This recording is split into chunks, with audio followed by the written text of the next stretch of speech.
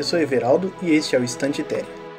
Em seu livro Como Funciona a Ficção, o crítico, ensaísta e romancista inglês James Wood abre o segundo capítulo intitulado Flaubert e a Narrativa Moderna da seguinte maneira: os romancistas deveriam agradecer a Flaubert como os poetas agradecem a primavera. Tudo começa com ele. Realmente existe um antes e um depois de Flaubert. Foi ele que estabeleceu o que a maioria dos leitores e escritores entende como narrativa realista moderna, e sua influência é tão grande que se faz quase invisível. O Flaubert de quem Wood fala é Gustave Flaubert, escritor francês que viveu no século XIX e é considerado um dos fundadores do realismo na literatura. Recentemente eu li Madame Bovary, obra mais importante do escritor francês e que estava aqui na minha estante há um bom tempo, e tenho que dizer que sim, eu concordo com Wood. A história da mulher que, insatisfeita com o casamento e com a rotina provinciana, embarca numa vida de adultério e consumismo, traz tudo o que Wood realça no talento e na força da narrativa de Flaubert. É por isso que neste vídeo eu vou pegar um ponto da escrita de Flaubert e mostrar com a ajuda de Wood o quanto esse ponto é importante na construção dessa obra e de qualquer obra literária. Neste vídeo eu vou falar de detalhe. Foi engraçado pesquisar sobre a trajetória de Gustave Flaubert para editar esse vídeo, porque de certa forma a vida dele sintetiza um pouco o que é todo escritor, uma pessoa isolada em seu mundo particular.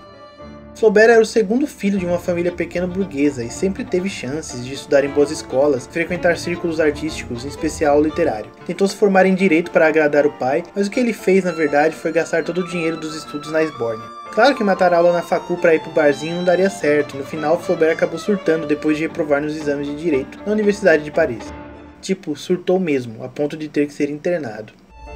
Entre essa vida de deslocamento da realidade e esse buraco existencial que a vida burguesa não conseguia preencher, Flaubert decidiu mergulhar na literatura. E isso é muito engraçado porque é quase impensável que um escritor tenha um olhar tão fechado para o que o cerca, por assim dizer, principalmente quando os acontecimentos à sua volta mudam a sociedade de um jeito único e ao mesmo tempo seja capaz de criar obras tão ricas e peculiares. Basta citar que entre 1849 e 1852, Flaubert estava viajando pelo Oriente enquanto na França a monarquia era deposta.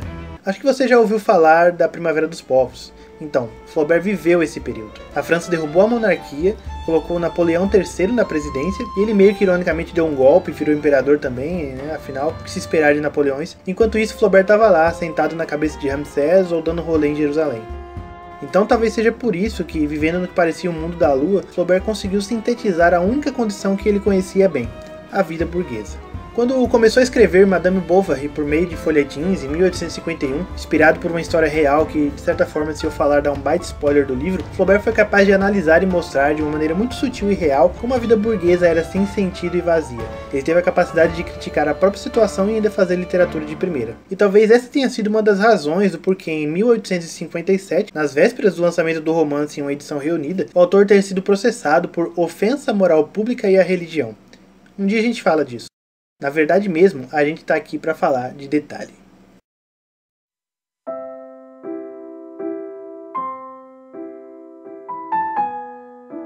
A palavra detalhe tem vários significados dentro do português, mas no que diz respeito às artes, podemos dizer que o detalhe é aquela parte ou cada uma das partes de um todo que são tomadas por separado e, bem, detalhadas. O detalhe é a riqueza do texto, é o que o torna mais vivo, mais visual, mais denso, ou até mesmo, dependendo da utilização do detalhe, mais subjetivo, mais misterioso, mais sutil. O detalhe coloca o leitor na cena, seja pelo olhar do personagem ou apenas pelo que o escritor decidiu mostrá-lo. O leitor depende de que lhe seja mostrado algo, mesmo que de uma maneira que pareça que nada está sendo mostrado de verdade. Mas é preciso mostrar algo ao leitor para que a história prossiga. Se o autor vai mostrar demais ou mostrar pouco, bem, isso já é outro detalhe. Para James Wood, a dificuldade em estabelecer o quão bom é um detalhe está na definição do quanto aquele detalhe é verdadeiro. Para explicar esse assunto, ele toma um conceito do teólogo medieval Duns Scotus, que é o conceito da rexeidade, ou, como é utilizado no livro, o conceito da estidade. A estidade é o caráter único de algo que o distingue das outras coisas, é o que o torna individual, único. Segundo Wood, por estidade entendo qualquer detalhe que atrai para si a abstração e parece matá-la com um sopro de tangibilidade. Qualquer detalhe que concentra nossa atenção em sua concretude. Ou seja, o detalhe é vago, ele só toca o real, mas captura nosso olhar por ser, naquele instante, real demais para parecer um mero detalhe. Tomemos um exemplo citado pelo próprio Wood do livro Madame Bovary de Flaubert. Sua viagem ao castelo de Vubaessa fizeram um buraco em sua vida, como aquelas grandes fendas que uma tempestade, numa só noite, cava às vezes nas montanhas. Resignou-se, contudo. Fechou piedosamente na cômoda seu belo vestido e até seus sapatos de cetim, cuja sola amarelara-se com a cera deslizante do assoalho. Esse olhar, esse zoom no objeto que lhe traz recordações, é a tangibilidade do detalhe, é o toque naquilo que faz o real saltar das páginas. Wood diz que a estidade, por ser tangibilidade, quase sempre aponta para substâncias, para coisas, objetos, mas que não necessariamente precisa ser isso. O detalhe pode ser também um momento. Um trecho de Madame Bovary que ajuda a compreender isso é justamente a cena onde Emma está no baile do Marquês de Andevilliers. É um momento importantíssimo para se entender a transformação da personagem, ainda que o detalhe em questão seja mais sutil. Muita gente dirigia-se para a sala de bilhar. Um criado subiu numa cadeira e quebrou 2 vidros. Ao barulho dos estilhaços, a senhora Bovary virou a cabeça e percebeu, no jardim, contra as vidraças, rostos de camponeses que observavam.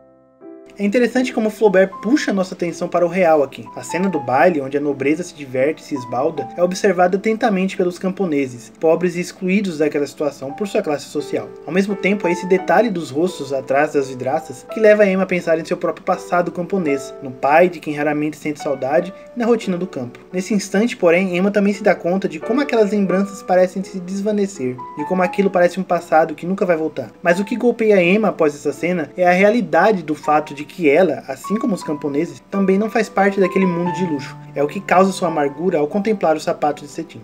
Para Wood, algo que separa os autores oitocentistas dos autores setecentistas é justamente a natureza dos detalhes escolhidos. Não que a literatura desses autores clássicos não possuíssem detalhes, mas a pormenorização, numa espécie de culto ao detalhe, é o que separa os romancistas modernos do que foi feito antes. E mais do que isso, é a escolha do detalhe que o torna notável nas mãos de um grande escritor. Segundo Wood, na vida, podemos desviar os olhos e a cabeça, mas na verdade somos como câmeras impotentes. A lente é de grande abertura e captamos tudo o que aparece. A memória seleciona, mas não do jeito que a narrativa literária seleciona. Nossas lembranças não possuem talento estético. O que ele quer dizer é que o autor, ao capturar o detalhe, deve ir além da simples representação do detalhe, ainda que esse detalhe pareça artificial ou inútil, como por exemplo, esta longa apresentação. Entre mentes, na outra extremidade da mesa, sozinho entre todas aquelas mulheres, curvado sobre seu prato cheio e com o guardanapo preso às costas como uma criança, um ancião comia, deixando cair da boca gotas de molho. Tinha os olhos congestionados e trazia os cabelos presos na nuca por uma fita preta. Era o sogro do marquês, o velho duque de Laverdière, o antigo favorito do conde de Artois, ao tempo das caçadas em Vaudois, na residência do marquês de Conflans, e que fora, dizia-se, amante de Marie Antoniette, entre os senhores de Coigny e de Lausanne, levaram uma ruidosa vida de dissipação, cheia de duelos, de apostas, de mulheres raptadas, devoraram a sua fortuna e assustaram toda a família. Aqui Flaubert utiliza seu estilo para descrever a vida de um personagem que sequer aparece depois na história. Exatamente, você nunca mais vê o sogro do marquês, mas o autor te dá esse detalhe que amplifica a riqueza da cena do baile. Até o que aparenta ser desnecessário traz força para o romance. Outro ponto que o Wood aborda na construção de um bom detalhe é que ele deve tornar a passagem do tempo e a ambientação uma base firme para os acontecimentos da narrativa. Uma das razões para a utilização do detalhe, às vezes detalhes aparentemente irrelevantes, como esse que a gente acabou de ler, é justamente evocar essa passagem do tempo. É o que o Wood chama de manejo da temporalidade da ficção.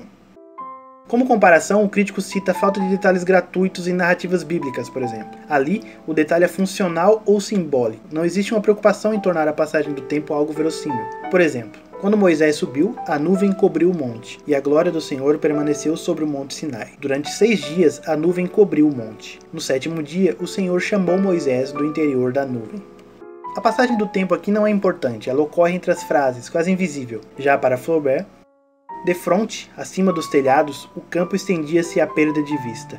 Embaixo, sob seus pés, a praça da vila estava vazia. As pedras da calçada cintilavam.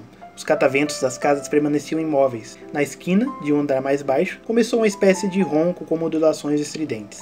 Era Binet que girava o torno.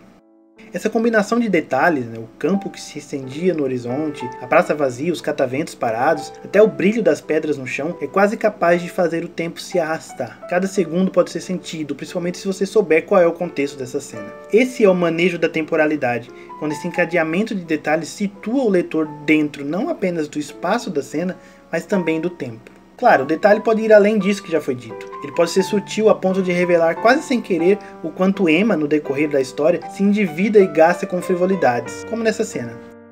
Almoçavam no canto da lareira, numa mesinha redonda com incrustações de palissandra. Emma trinchava, colocava-lhe os pedaços no prato dizendo todo tipo de meiguices, e ria com um riso sonoro e libertino, quando a espuma do vinho de champanhe transbordava do copo fino para os anéis de seus dedos. É quase desnecessário explicar aqui. O autor podia simplesmente dizer que a espuma do champanhe transbordava do copo, mas ele vai além. A espuma transborda para as mãos, onde brilham os anéis nos dedos da personagem, mostrando a quantas anda sua vaidade e o nível de seus gastos, mostrando o quanto parece próxima sua derrocada. E é na natureza do detalhe sutil e bem escolhido que Flaubert nos revela toda a sua sensibilidade em separar momentos e pintá-los em nossa mente, como nesse trecho. Despia-se brutalmente, arrancando o fino cordão de seu corpete, que lhe sibilava ao redor das ancas como o escorregar de uma cobra. Toda a sensualidade do momento reverbera nesse som, o sibilar de uma cobra, que ressoa na cintura da personagem. O trabalho na construção e utilização do detalhe é, para Wood, o que basicamente determina o surgimento do realismo na literatura, ainda que ele admita que o uso do detalhe precisa de parcimônia. O excesso de detalhes torna o texto um tanto sufocante, e é notável para ele uma certa tendência pós-flaubertiana no uso do detalhe, quase como um fetiche, e que isso pode, de certa forma, aumentar a tensão entre personagem e leitor, ou seja, transformar tudo o que aparece sob o olhar do personagem no eterno questionamento de: isso aqui foi notado pela personagem ou apenas pelo escritor? Para ajudar um pouco a esclarecer isso, acho que cabe citar o próprio Flaubert, que disse numa carta ao amigo Guy de Maupassant: em tudo há o inexplorado, porque estamos acostumados a usar os olhos apenas com a lembrança daquilo que outros pensaram antes de nós sobre o que estamos contemplando. A mínima coisa contém uma ponta de desconhecido. Talvez é por isso que Madame Bovary seja um salto tão grande na produção literária mundial. Ao narrar uma história basicamente trivial com riqueza de detalhes, Flaubert deu o norte para o que seria o romance moderno. O livro é tão bem escrito e elaborado que eu poderia separar vários e vários detalhes, mas acho que consegui dizer o que eu queria. O detalhe, quando bem escolhido, pode ser usado de inúmeras maneiras numa obra, seja revelando ou indicando os pensamentos das personagens, indicando suas transformações, controlando o tempo, mostrando para o leitor o que é importante ou até mesmo não servindo para nada. Mas quem se depara com um bom livro sabe que até o que parece não servir para nada, serve para algo. Nem que esse algo seja um mero detalhe.